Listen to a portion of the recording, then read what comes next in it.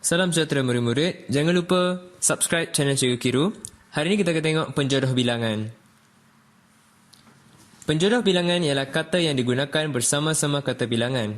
Beberapa contoh penjodoh bilangan ialah buah, biji, batang, utas, kaki, rawan, bidang dan sebagainya.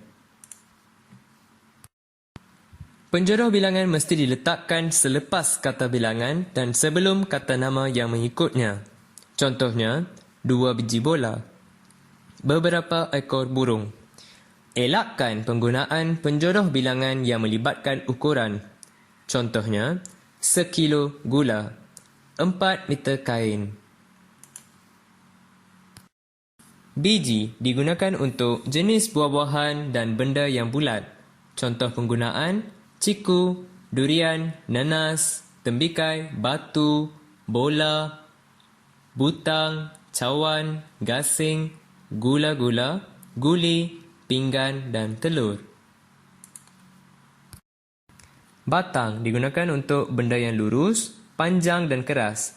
Contoh penggunaan, berus gigi, galah, gigi, jalan, jari, kapur, kayu, lidi, lilin, mancis, paku, pembaris, pen, pensel, penyapu, sungai, tiang, tongkat dan sebagainya.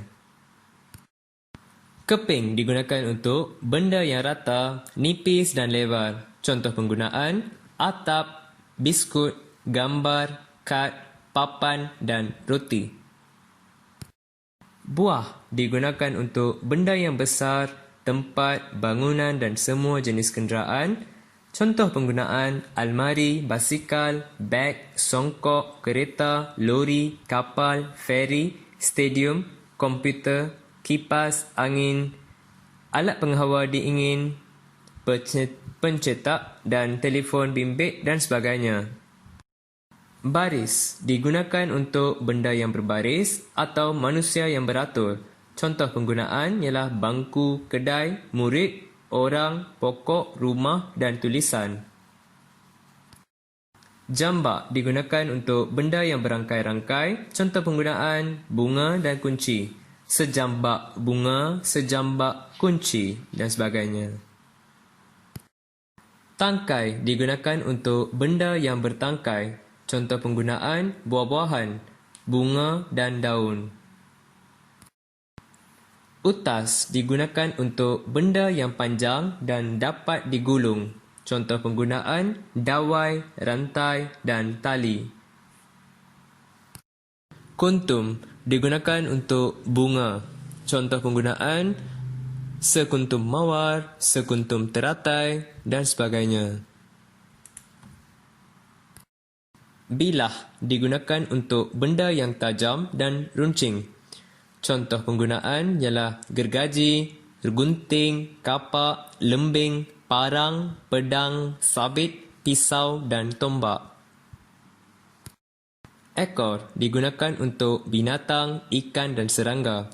Contoh penggunaan ialah seekor angsa, seekor arnab, seekor ayam, seekor cicak, seekor gajah, seekor nyamuk, seekor jerung, seekor ketam, seekor lebah,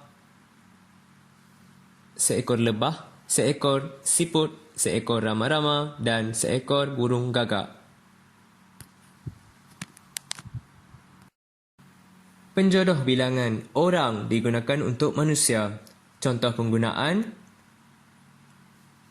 seorang anak, seorang doktor, seorang guru, seorang jururawat, seorang paramedik, seorang pengawas, seorang polis, seorang wartawan, seorang penyanyi, seorang peragawan. Sekian, terima kasih murid-murid. Jangan lupa menjawab soalan kuis yang disediakan melalui Google Form dan perolehi sijil yang akan dihantar ke email anda. Sekian, terima kasih.